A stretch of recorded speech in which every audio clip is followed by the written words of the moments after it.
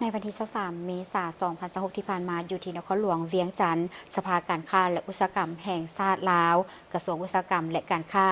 กระทรวงโยธาธิการและขนส่งกระทรวงเทคโนโลยีและการสื่อสารสาธารณรัฐประชาชนจีนได้จัดกองประชุมแลกเปลี่ยนบทเรียนร่วมกันท่านวันทองสิทธิกุลรองประธานสภาการค้าและอุตสาหกรรมแห่งชาติลาวได้กล่าวว่าสาธารณรัฐประชาธิปไตยประชาชนลาวและสาธารณรัฐประชาชนจีนมีสายแดนที่ติดจอดกันซึ่งตลอดระยะ 65 ปีผ่านมาจีนได้กลายเป็นคู่ร่วมมือยุทธศาสตร์รอบด้านและสำคัญที่สุดของลาวโดยเฉพาะแม่นโครงการเส้นทางรถไฟลาวจีนที่ได้หันเปลี่ยนสาธารณรัฐประชาธิปไตยประชาชนลาวจากประเทศที่บ่มีชายแดนติดกับทะเล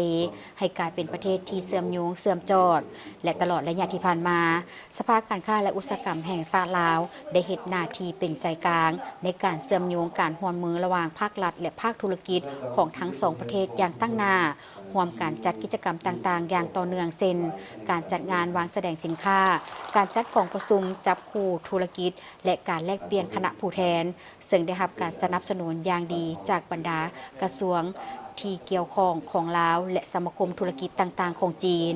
ฉะนั้นเพื่อเป็นการยกระดับการอำนวยความสะดวกให้แก่นักลงทุนจีนสภาการค้าและอุตสาหกรรมแห่งชาติลาวได้สร้างตั้งโครงการคณะกรรมการส่งเสริมการร่วมมือธุรกิจลาวจีนขึ้นพร้อมทั้งได้เปิดห้องการผู้ต่างหน้าของสภาการค้าและอุตสาหกรรมแห่งชาติลาวประจำอยู่หลายนครสำคัญของจีนเช่นส่งซิ่งกวางโจวยุนนานหูนานและเซี่ยงไฮ้ซึ่งกลไกเหล่านี้แม้นถูกสร้างขึ้นเพื่อเป็นขั้วต่อที่เข้มแข็งในการช่วยเหลือให้คำปรึกษาและประสานงานให้บรรดาโครงการร่วมมือต่างๆสามารถดำเนินไปได้อย่างสะดวกและมีประสิทธิผลปัจจุบันนี้สาธารณรัฐประชาธิปไตยประชาชนลาวพร้อมก้าวเข้าสู่ยุคใหม่ของการเชื่อมโยงภาคพื้นอิงตามข้อมูลสถิติที่ผ่านมาจีน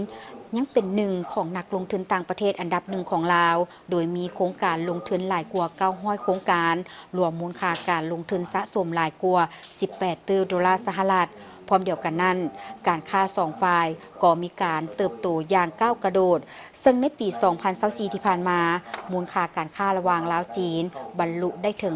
8.3 ตริลลิอนดอลลาร์สหรัฐเพิ่มขึ้นเกือบ16ส่วนห้อยเทียบใส่ปีก่อนหน้านี้โดยมีโครงการตัวอย่างที่พ้นเด่นและยังต้องการการลงทุนเพิ่มเติมเช่นแขนงการขนส่งโลจิสติกส์และเขตเศรษฐกิจ